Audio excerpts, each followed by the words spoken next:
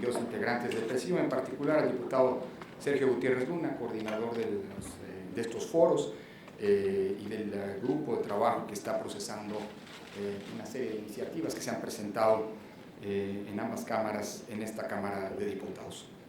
El proceso de transición a la democracia en nuestro país representa un caso de éxito a escala internacional. El entramado institucional que se configuró con las reformas político-electorales aprobadas desde 1977 a 2014 permitió no solo transformar el régimen de partido hegemónico en un sistema de partidos plural y crecientemente competitivo, sino que ha garantizado condiciones democráticas, es decir, incluyentes, para que las mayorías y minorías participen en la toma de las decisiones en nuestro país y que cualquier fuerza política pueda triunfar o perder en las urnas. Con cada reforma se han mejorado paulatinamente los procedimientos de la organización electoral y se ha fortalecido el carácter incluyente, plural y representativo de nuestra democracia.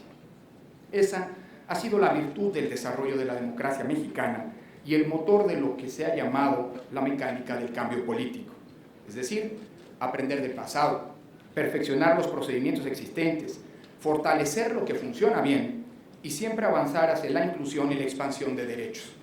Al final, la clave de lectura de la salud de una democracia es siempre esa, el grado en el que los derechos y la libertad de las y los ciudadanos, no de los partidos o de los gobiernos, se maximizan y se garantizan. Esta mecánica de configuración de nuestro sistema electoral también posibilita que las reformas abran un espacio de reflexión para subsanar deficiencias en el andamiaje electoral, eliminar antinomias legales o solventar los principales cuestionamientos que se evidenciaron en los procesos electorales previos. Permítame poner algunos ejemplos. Después de las elecciones de 1976, en la que no hubo candidatos de oposición, la reforma de 77 abrió una vía legal para que las fuerzas políticas, hasta entonces excluidas, fueran incorporadas a la arena institucional de la política. Y gracias a la representación proporcional, el poder legislativo se abriera a la pluralidad ideológica. A la crisis política de 1988, la reforma de 89-90 respondió con un nuevo diseño que implicó la creación de una nueva institucionalidad electoral. En 1994, México vivió abrumado por la violencia política y enfrentó elecciones marcadas por la inequidad en la competencia. Fue la altitud de miras del gobierno y de los partidos y de algunos actores políticos, como destacadamente Porfirio Muñoz Ledo, lo que logró en 1996 la primera reforma altamente incluyente de la historia que consolidó el carácter ciudadano del IFE, reconoció la autonomía constitucional de la autoridad electoral y estableció mecanismos para darle transparencia y equidad al financiamiento de las campañas. En 2006, los excesos e inequidad en el uso electoral de la radio y la televisión propiciaron que la reforma de 2007 estableciera un pertinente y equitativo modelo de comunicación política que todavía está vigente hoy. Y finalmente, la reforma de 2014 fue la respuesta a la queja generalizada de que las autoridades y poderes locales influían de manera indebida en los comicios.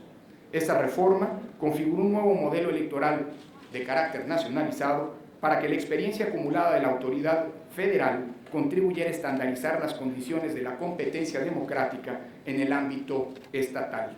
El IFE se transformó en INE, se crearon los OPLE y se robusteció el sistema de fiscalización de los recursos empleados por partidos y candidatos.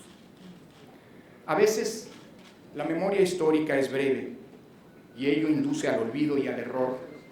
Por eso es indispensable recordar que fueron la inclusión y la apertura, la creación de garantías legales e institucionales para que el voto se cuente bien y cuente efectivamente, la autonomía de los órganos electorales y la homologación de las reglas de la competencia a nivel nacional, los ejes a través de los cuales se articuló el tránsito a la democracia en México. En esta lógica, las preguntas con las que deberían iniciar estas mesas de discusión son dos esencialmente. Primera, ¿cuál es el propósito de una futura reforma? Y segunda, ¿cuáles son los aspectos que queremos mejorar de las reglas del juego democrático que nos hemos dado si, a diferencia de otros momentos, después de 2018 no hubo quejas relevantes por parte de ninguno de los contendientes. Las elecciones de 18, las más grandes y complejas de nuestra historia, convirtieron a México en un referente internacional por la capacidad de organizar elecciones en contextos de complejidad, por los mecanismos que impulsamos para garantizar y hacer efectiva la paridad en los órganos representativos, por la eficacia del sistema de fiscalización y por las medidas que tomamos para combatir la desinformación y las noticias falsas, no en clave de la que algunos países están siguiendo, es decir, la criminalización de estas, sino más bien combatiendo la desinformación con información.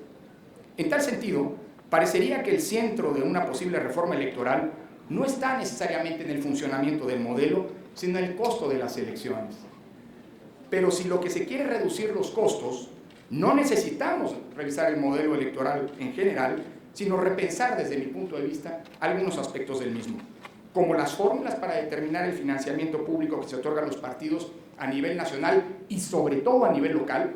No olvidemos que la reforma de 2014 multiplicó exponencialmente el costo de la política, el financiamiento de la política a nivel local, prácticamente equiparándolo a nivel nacional, y lo que hay que pensar es que queremos fortalecer partidos políticos nacionales o las estructuras locales de los partidos, la duración de las campañas electorales y avanzar, sí, lo decía ya el diputado Mario Delgado, lo seguimos sosteniendo, hacia el voto electrónico que abarataría consistentemente las elecciones, solo por mencionar 3 ejemplos.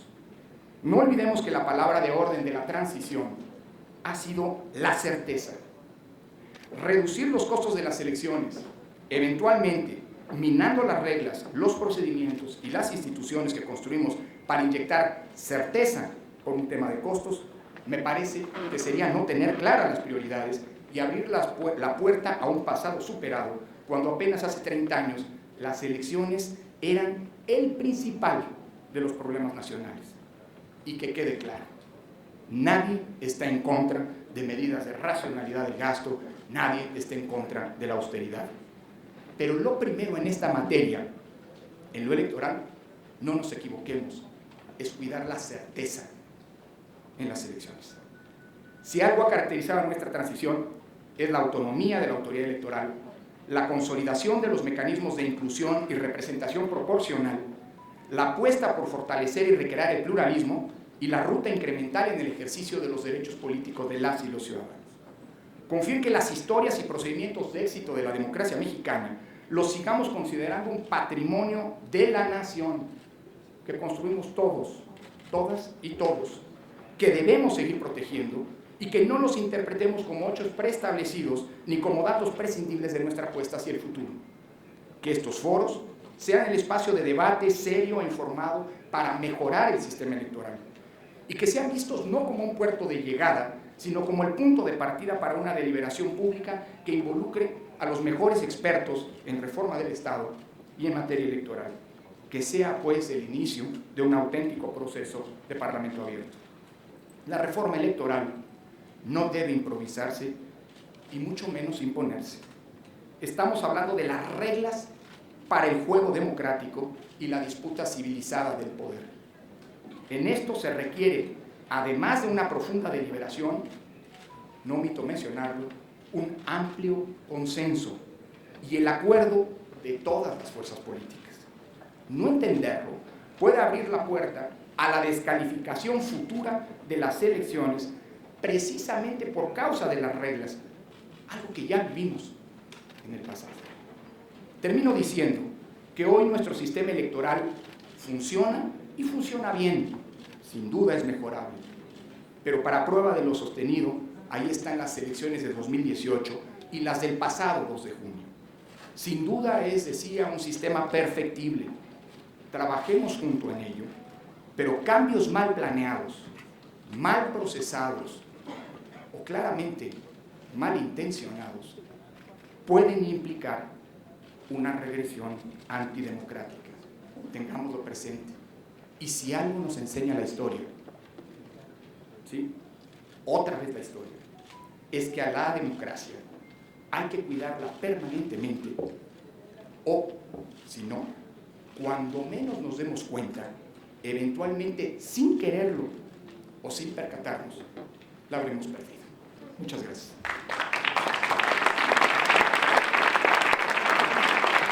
Muchas gracias, doctor.